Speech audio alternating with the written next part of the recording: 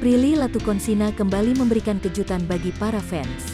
Setelah lulus menjadi wisudawan terbaik, kini Prilly bersiap terbang ke Amerika Serikat untuk jalani proses syuting. Diketahui, Prilly baru saja mendapatkan gelar sarjana di London School of Public Relations, LSPR. Prilly menjalani wisuda secara offline pada Senin, tanggal 6 Desember tahun 2021. Lantaran prestasinya, aktris 25 tahun ini bahkan langsung ditawari beasiswa melanjutkan program S2.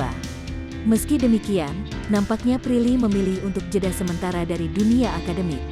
Hal ini terbukti dari rencananya untuk mengambil proyek syuting ke Amerika Serikat.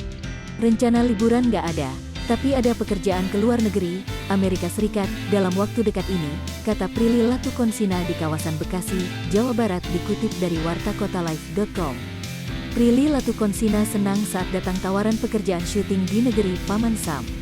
Iklan untuk Anda, ternyata mata kabur hingga katarak bisa Anda hilangkan dengan ini. Advertisement by momen ini sekaligus dimanfaatkan Prilly Latukonsina untuk berlibur. Kerja sambil liburan, nggak full kerja, ada 1 atau 2 hari free untuk jalan-jalan, katanya. Lebih lanjut, sahabat Buba Alfian ini belum tahu pasti jadwal syuting film di Amerika Serikat.